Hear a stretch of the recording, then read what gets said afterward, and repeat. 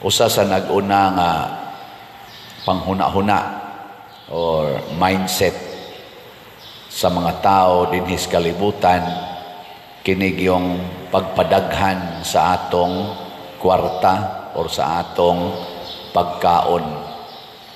Kami sa una dito sa bukid, basta makasanggi na ganis mais, nga mapuno-puno na ginang balay, nga maglisod na mig pangitag lugar, nga makahigda, lipay kaayo may daghan tag mais, daghan tag makaon, nga na gani makahalin-halin og mangga, palit din tos papag usa ka bakid nga bugas mais, isandig dayon sa may haligi dapit sa may kusina. Lipay kay may magtanaw usa ka sako kasandig, pero ang kadto na ganing among baro nga kanang kuan kanang sa murag taro ba, magsigi na ganing kagulkol inikaw sa kanana ang bagol pagkaguula na gyud paminahon niya, magtanaw ka wa nagisakong nagbarog skilid, wala na say mga mais nga gitapok, wana sugod nagkaguol kani kao na sa taanig kamuting kahoy, mga plug na sa taanig mga ubing saag dito kakahuyan. Importante kayo na nato nga mudaghan atong pagkaon. Lingya imong tupad ina daghan mo pagkaon sa inyo. Nadaghan.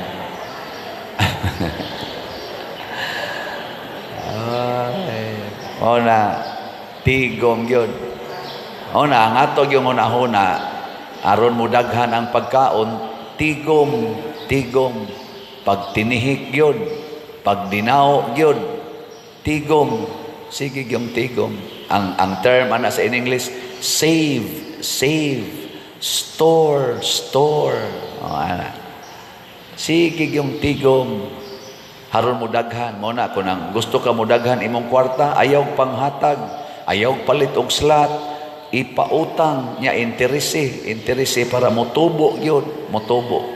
Muna'y atong pamaagi. Pero nias atong ebanghelyo gipakita sa Ginoo unsaon pagpadaghan ang jutay nga pagkaon, ug maosad ni ang pamaagi unsaon pagpadaghan ang jutay nga grasya. Unsaon man ipaambit sa uban nga nagkinahanglan. So kung ikaw jutay na lang kag pagkaon, i-share na sa imong mga silingan nga way gikaon. Ana, sakto ba ning kang Hesus o sayop? Nya mosunod mo ani dili? Mopalit na mog slot o dili? In kapadir para pliti in tao ning akong kwarta, 100 raman, 100 pesos raman ang atong sitio para itukod og mga balay sa galisod in tao puyo og balay nga dili mo to ana nya ingka unya padir mahurot ning akong igpipliti, ayaw nagpliti, paglakaw na lang ana no reklamo dayon. Mao na si Jesus 12, 13 sila kabuok sa ilang grupo. 12 ka apostoles, niya si Jesus 13. Nakita ni Jesus nga wa nay mga pagkaon ang mga tao nga 5,000 kapin. Kay tulo na kaadlaw silang nagsigig yampunga dito ni Jesus. Kay si Jesus siging ayos mga masakiton, ana magunsa magiayo ang imong sakit niya wa na kay gikaon. Ana unsa may nahitabo, ang hunahuna ni Jesus didto sa mga tao nga 5,000 kapin. Nya ningon dayon ang iyang mga tinun-an, Lord, asa man ta mangitag pagkaon nga ipakaon ana mga tawhana? Ingon day si Jesus, pila may inyo dihang pagkaon? Insya di ay pila to? 7 kapan og jutay isda. So katong 7 kapan og ila tong bahin-bahino nilang 13 kabuok, mambusog-busog yun sila ato. Meaning para gito nila. Pero sa may giingon Hesus, sige, palingkura ang mga tao. Nya gikuha to niyang 7 kapan, iyang gipikas. Pasalamat siya siyang amahan, iyang gipikas, gihatag sa mga tinunan. Paghatag niya sa mga tinunan, gikaon sa mga tinunan. Wa nilahos og hatag ngadto sa mga tao. Wa nila sigurua ang ilang kaugalingon, ang gisiguro nila ang daghan kay mga tao nga gigutom. Unsa may hitabo? Nakakaon ang tanan, apil sila. Nakakaon.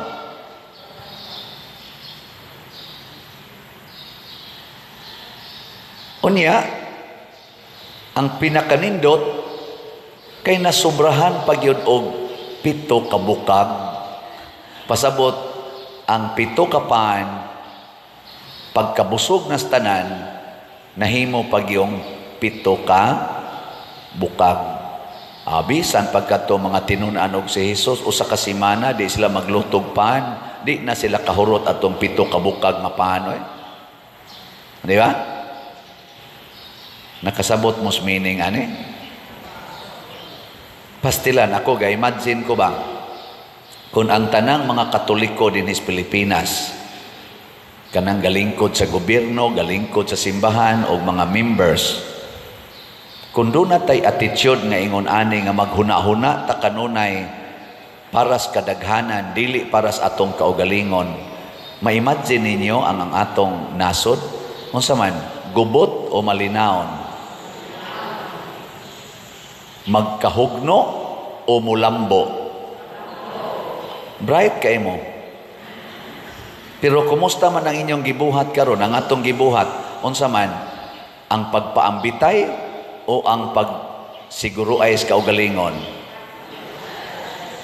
Siguruay sa kaugalingon. Bitaw. Mauna nga luoy kay ta. Luoy kayo. Ang kinabag-an nga katawhan mo'y atong tan-aon ug maoy atong tubagon ang ilang panginahanglan. Munang ako pasalamat ko na malit mo din higslat. Ako mong tagag-update ha. Nahihinay lang. Ang atong SBF dag para sa atong kumbinto, napamatay dako-dako yung bayronon diha. Niabot nag 45,203 ang atong slots nga nahalin.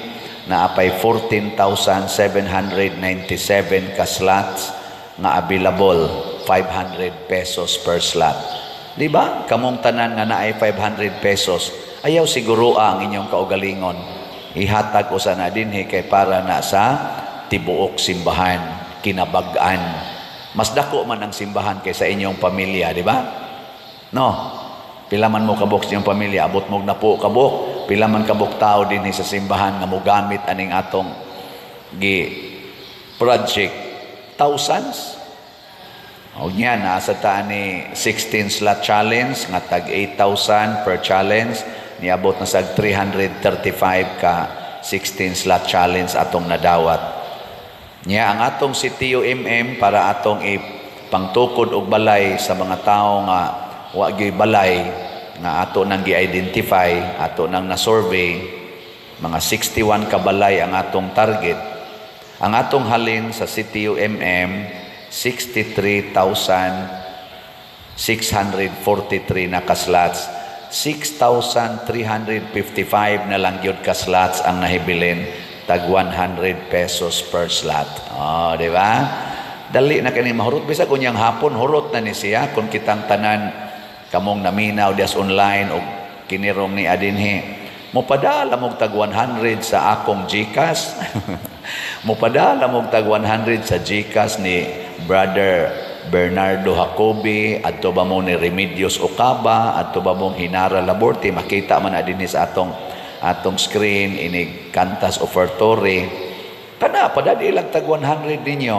Ugma, inig-report na ko, sobra na ang atong halin. Salamat kay ninyo. Unya doon na sa ni siya 61 slot challenge nga tag 6,100 per challenge, niabot na sa 309 ka 61 slot challenge atong nadawat. Pakpakan nato ang nanghatag niini. Salamat kayo. Labi na gyud mong nanghatag og slot or namalit og slot dinhi nga naglisod sa pangwarta. Yan, ipalit pa gyud mong slot. Congratulations. Katilaw gyud mo og multiplication of your graces. Malipay yung Ginoo ana. Iya gid nang padaghanon. Muna, salamat kayo. Yan, nagsolicit sa tadinhi og para lugaw sa Misa de Gallo. 63 katag 3,500. Lugaw na, kada kaldero 3,500. Sa 9 days sa Misa de Gallo na to dire, duha ka misa, tag 7 man ka, estimate lang nato, 7 ka kaldero atong panghatag lugaw. Nakahali na sa tan, anay donor nga usa. So 62 na lang. 62 na lang ka slots nga tag 3,500 lugaw pa more. Usa pa ka buok pero layo pa man sa to. Next week pa man sad magmisa de Gallo na ta. Next week ba? Dili pa di ay 2 weeks from now. Sige. Ato pa ning paliton. Pag kaninduta ani ang gibuhat.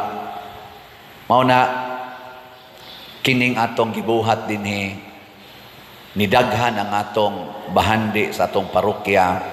We are receiving millions of donations and kolekta tungod kay kining maong mga millions nga atong nadawat wa ni gisod sa bulsa namong mga leaders dinhi sa simbahan.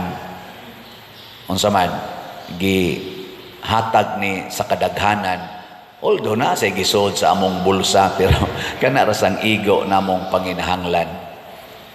Pagkanindot unta kung ang ato mga leader sa simbahan o sa gobyerno mao ni buhaton, di ba?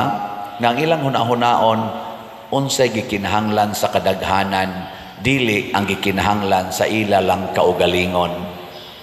Ana ba? Suwaya na ako nighatag og pamalandong kini karong gibuhat sa atong mga officials. Labi na ning impeachment na karon nga ilang gi-file, impeachment sa atong Vice President. Akong pangutana ba, i-check na to ang public, ang general public. Mao ba ni ang nag-una nga pangandoy sa mga tao nga ma-impeach ang atong Vice President? Mao ba ni ang nag-una karon nga panginahanglan sa kinabag-ang katawhan, labi na sa kanang waroy mga trabaho, kanang mga way balay, kanang naigo atong mga bagyo, kanang ilang mga uma nga daot ug ang ilang mga balay nga anod sa landslide. Mao ba ni roy ilang pangandoy? Kani mga nangataktak sa trabaho kay nasira na ang mga kompanya, kay wa na tay mga foreign investors, kaning millions nga jobless sa atong nasod. Mao ba ni ang ilang pangandoy ang pag-impeach sa atong Vice President tungod kay siya mo hinungdan nganong wa na tay kwarta, nganong sige ning kabungkag ang atong mga infrastructures, kalabi na ang flood control, nga siging lunop ug naay bagyo, nga ni aning drugas, perting baha sa drugas, hinungdan ani kana bang atong Vice President kakinahanglan gid nato i-impeach. Nya mo gasto na sa taani og billions sa process sa impeachment. Mao ba ni ron ang panginahanglan, ang kauhaw o kagutom sa atong mga tao dinhi ang kinabag-an nga Pilipinos? Ato kang pukaw ning ato mga leaders sama ni Kristo o sa mga apostoles na balaka sad sila kay wa na sila gikaon, pero gisiguro ni Kristo ang pagtan-aw unsay gikinahanglan sa kinabag-an kaysa sila lay mo pahimo sa ilang pagkaon nga 7 kapan. Yes, pobre ang Pilipinas, pero naa pa gitay natigom nga kwarta nga billions diha sa panudlanan sa gobyerno tungod sa atong mga buhis o kanang atong gipang-utang nga ang atong gigarantiya sa atong giutang nga mga kwarta nga trillions ang atong gigarantiya ang buhis sa mga tao nga kinabag-an sa Pilipinas. Nya gamiton aning maong buhat ni tubag baka ni sa maong panginahanglan sa kinabag-ang katawhan karon. Iampo nato mga igsoon kay ako naguol ko ni isip pare. Kita dinhi sige tang hatag ana mga ginagmay mga bugas tag 5 kilos dinhi kanang para pa ospital, para pa palit anang lungon, daghan kay naglisod. Gani tungod sa kadaghan na gyud nga magsigig anhi sa ato, pasaylo ako ninyo mga Jesus, tawgon man anak ko silang mga Jesus. Nigabot dire, ako din nya nasa Jesus ay makaguol man is Jesus usahay yan. Kaya nga mga Jesus, whatever you do to the least of your brethren, you do it to me. Porti naman sa giyong daghana nila niya, mangimbitar pag yun, mangimbitar. Mo nang ako na lang gibutang, ato na lang gibutang agrol dire. Labing sayo nga mobalik sila, 2 months. Mas nindot yun, once every 3 months. Kaya kung bisag kada lang buwan, manganhay sila, hurot ang atong kolekta. Mag-average na kutag 1.5 million ang atong mas-spend aning maong mga charitable activities. Makita ginato ba nga, dinhilas atong parokya, makuha na nako, mag-gauge na nako. Nya ang nanganhis ato, dili na nato parokyano, lagyo na kaistanan, na Italisay, Minglanilla, Konsolasyon, Mandawi, Lapu-Lapu, Compostela, abot pang Danau, abot pang taga-Sugod, abot pang taga-Negros, manganhi din eh. Abot pang taga-Manila, hasta tuntua pa sa Nueva Ecija, manganhi din eh. Pinaagi anang online, magpadain taon sila letter. Sa ato pa naglisod na giron ang Pilipinas. Nga kung asa sila kadungog, nga naay pari, nga nanghatag, magpunsisok sila dito, mura sila mga langaw, maglumba o pangaon. Sa ato pa ang gikinahanglan sa Pilipinas ang pagkaon o hinabang o pagtukod o mga struktura nga mutubag niining panginahanglan sa kalisod, dili ang paggasto sa kwartas gobyerno para lang anang siging hearing, siging impeachment. Millions, billions of pesos ang nagasto, di asay millions of Filipinos nga way hapit gikaon, way ikapa-ospital, wa gani ipakapalubong sa ilang mga namatay. Are we doing what is Christian? Are we doing justice to the needy people, needy Filipino people? Ato ka ng tarungon. Muna nakaniingon ta nga matod pa sa atong unang pagbasa, magpuyo ko sa balay sa Ginoo sa tanang adlaw sa akong kinabuhi. Giripit po na sa atong tubag sa Salmo. Nganong ganahan man ta mo puyo sa balay sa Ginoo sa tanang adlaw sa atong kinabuhi, kay ang Ginoo kanunay mutubag sa atong panginahanglan, dili sa iyang panginahanglan. Og kita sang tanan nga nagtuo Ginoo, tinuod yung nagtuos Ginoo, kita mga Katoliko, mga Kristiyanos, kinahanglan ka mao sa tang mutubag sa panginahanglan sa kadaghanan, dili sa atong panginahanglan. Ako uwaw naman kay ko dinhi nga magsikog baligya aning slot. Pero di gini akong panginahanglan. Sa panginahanglan ginis kadaghanan. Yes, I receive already millions of pesos. More than 400 million pesos na ang akong nadawat isipari for my 20 years in the priesthood. Pero kanang tanan gihatag gina nako ngadtos mga nanginahanglan. Pila ra goy kaon nako. Tanawar ko ni akong naong, nag-anam, nagkadaot. Kaya gamay na lang kong kaon. Pero na ko'y sugar na taas. Ako ning gituyo, tungod kay mas importante nga i-share ngadto sa uban. Kaya ako, nisod man ko sa pagkapari to become leader sa atong community. Muna mo hangyo sa kus ako mga fellow leaders na as gobyerno o ni as simbahan, atong unahon pagtanaw ang panginahanglan sa uban. Muna kanindot unta kung ato na nang buhaton kitang tanan. Kay ngano man anha ta diha mulambo. Dili na to siguroon ang atong personal interest. Doon na manggitay mga personal interest. Di kayo na nato i-highlight. Na manggitay mga personal needs. Politician, pari, madre, mga lay people, naagitay mga personal needs, dili na nato mo'y unahon. Niglingi ni mo sa imong kilid, way atop ang ilang balay, busloton kay bongbong, niya ang inyo nindot og atop, nindot og bongbong, pintal ragoy kuwang, ayaw na lang nagpintali. Ang budget ni mos pintal, ipaatop na lang na o ipabongbong sa ilang balay. Di ba? Igtanaw ni mos imong silingan, kausara mo kaon sa kaadlaw, wa gani sudan, kana rag yung kanon mo ilang kanon, nya ikaw, katulo ka makakaon, napakay snacks, pero ordinaryo lang imong pagkaon, kuhain na lang tingali usa ka kananan, oy kaduha na lang kamo kaon, i-share ka na sa imong silingan ang pagkaon nimo ug ang imong sudan. Mao nay gibuhat ni Hesus ug mao nay sekreto nga mulambo ang atong kinabuhi. Gitawag na sa atong katilingban og patriotism. Ang ato bang concern about the whole nation, the whole population. Ang kaning niang pagsigig paniguros o galingon, gitawag na og unsa man patronage. Kana bang ang patron ra, ang mga dagko ra mo'y atong atimanon og tahoron og alagaran, dili ang kinabag-an. Iampo na nato ha. Mataas-taas gini akong humili, na-carried ko sa akong feeling.